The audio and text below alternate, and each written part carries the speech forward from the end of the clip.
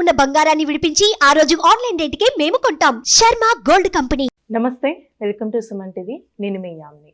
ప్రస్తుతం మనతో ఉన్నారు ప్రముఖ ఆధ్యాత్మికవేత్త గురుస్వామి బ్రహ్మశ్రీ రాజన్ నంబూద్రి గారు ఉన్నారు. గురుగారితో మాట్లాడి మనకున్న సందేహాన్ని అడిగి తెలుసుకుందాం. నమస్కారం గురుగారు. నమస్కారం అమ్మా. గురుగారు, మే నెలలో అసలు కర్కాటక రాశి వారికి ఏ విధంగా ఉంటుందండి? అలానే ఈ రాశి వారికి సంబంధించిన పరిహారాలు కూడా తెలియచేయండి. శ్రీ మహాగణపతి దేవతోభ్యో నమః. చూసే వీక్షకులకు నమస్కారం. అందరికీ మంచి జరగాలి. కర్కట రాశి వారికి మే నెలలో అదృష్టం పట్టబోతుంది. ఎటువంటి అదృష్టం పట్టబోతుంది అప్పుడే వాళ్ళు ఊహించలేని అదృష్టం పట్టబోతుంది. అదేంటి గురుగారు అలా చెప్తున్నారు అనేసి అనుకోవచ్చు. ఎందుకంటే ఒక రాశికి పోలిక వేరుగా ఉంటుంది. ఉద్యోగపరంగా కావచ్చు, ఆరోగ్యపరంగా కావచ్చు, అనేక రకమైనటువంటి విశేషాల్లో కావచ్చు. ఏమంటే మీకు పట్టిందల్లా బంగారం అవుతుంది కర్కట రాశి మే నెలలో. ఇదివరకు ఎప్పుడైతే కూడా నిరాశ పడిపోయిన వాళ్ళకందరూ కూడా అద్భుతమైనటువంటి ఒక అవకాశము గ్రహస్థితులు అనుకూలంగా ఉండటం వల్ల జరుగుతూ ఉంటుంది. కాబట్టి మీరు ఏది చేయాలనుకున్నా మంచిగా ఆలోచించుకొని చేస్తే మీరు ఇంకా వెనక తిరిగి చూసే అవసరం లేదు. మీకు వచ్చేవంటి అవకాశం అటువంటిది వస్తాయి. వచ్చేవంటి అవకాశము అలా వస్తుంది. కాబట్టి మీరు ఏది ఆలోచించే అవసరం లేదు, డైరెక్ట్ మీరు చేసుకోవచ్చు. కాబట్టి ముఖ్యంగా మీరు చేయవలసింది ఏంటంటే ప్రత్యేకంగా రోజు గణపతి యొక్క మంత్రాన్ని జపించాలి. ఆ గణపతి యొక్క మంత్రము ఏదో నోటికి చెప్పినట్టుగా కాకుండా ఓం గం గం గణపతై నమః, ఓం గం గం గణపతై నమః ఇలా హార్ట్ఫుల్లీగా మీరు చెప్పండి. మీరు ఒక 24 hours కూర్చొని జపం చేసే అవసరం లే. ఎప్పుడైనా ఒక 5 నిమిషాలు మాత్రమే మీరు ఆ ఒక గణపతిని మంత్రం చేసుకొని జపం చేసుకొని మీరు బయటకు వెళ్ళండి. మంచి ఫలితం లభిస్తుంది. ఇంకోటి, ఆ ఒక్క కార్యాలన్నీ కూడా వీళ్ళకి ఇంకా సక్సెస్ఫుల్ కలగాలంటే పటయార్ పుళియార్ ఏమండి, పుళియార్ టెంపుల్ పటయార్ అనేసి మనకి చెన్నైలో ఉంది. అక్కడ చాలా విశేషమైనటువంటి ఆలయం. ఒకవేళ అక్కడ వెళ్ళకపోయినప్పటికీ కపిలేశ్వర స్వామి టెంపుల్ ఒకటి ఉంటుంది.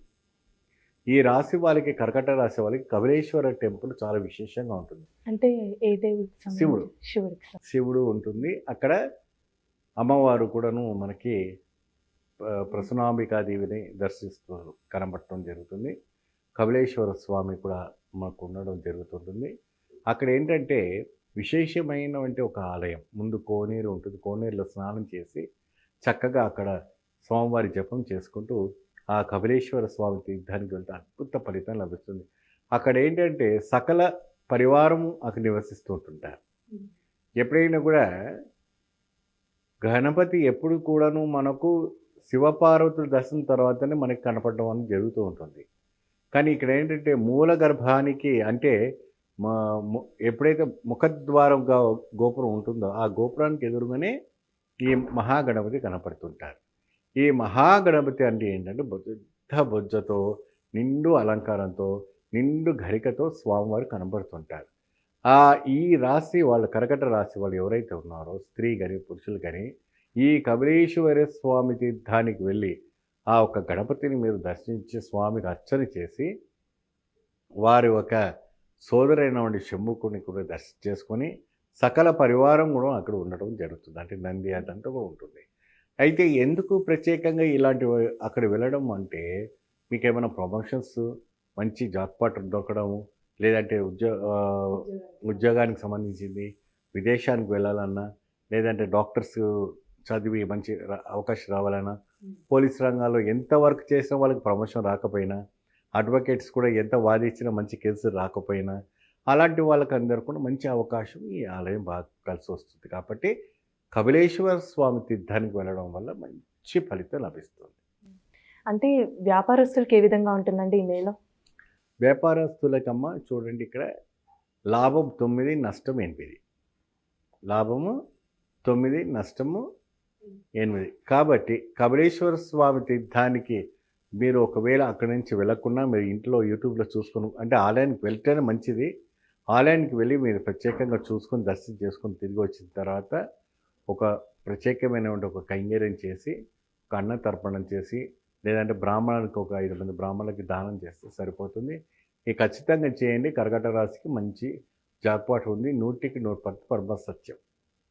అలానే ఇప్పుడు వివాహానికి సంబంధించి ఎలా ఉంటుందంటారండి మే నెలలో? చాలా బాగుంటుంది. చాలా అద్భుతంగా ఉంటుంది. సంబంధం కూడా మీకు బాగా కలిసి వస్తుంది. అద్భుతమైన సంబంధం వస్తుంది. అది వచ్చిన దాన్ని మీరు కాదనకుండా మీరు ప్రొసీడ్ అయిపోండి. ఇప్పుడు పరిహారంగా కూడా అంటే మీరు చెప్పిన ఆలయం దర్శించుకుంటే మంచిదండి. నేను చెప్పిన విధానంగా కపిలేశ్వర స్వామి తీర్థానికి వెళ్ళి దర్శనం చేసుకోండి. తిరిగి వచ్చేసి ఇంట్లో ఎప్పుడైనా కూడా వీలు ఉన్నప్పుడు ఒక 5 మంది బ్రాహ్మణులకి దానం చేస్తే సరిపోతుంది. చాలా చక్కగా తెలియజేశారండి కర్కాటక రాశి వారికి సంబంధించి. ధన్యవాదాలు. నమస్తే. చూసారు కదండి, అంటే కేరళ శాస్త్రం ప్రకారం గురుగారు మాటలు మనకి తెలియజేశారు కాబట్టి మీరు కూడా మీ జాతకానికి సంబంధించి కానీ మీ ఇంటి వ్యాపార వాస్తు సంబంధించి ఎలాంటి విషయాలైనా మీరు తెలుసుకోవాలనుకుంటే స్క్రీన్ మీద కనిపిస్తున్న నెంబర్కి కాల్ చేసి గురుగారిని సంప్రదించవచ్చు. ఇలాంటి విశేషమైన అంశాలతో మళ్ళీ మీ ముందుంటాను. ధన్యవాదాలు.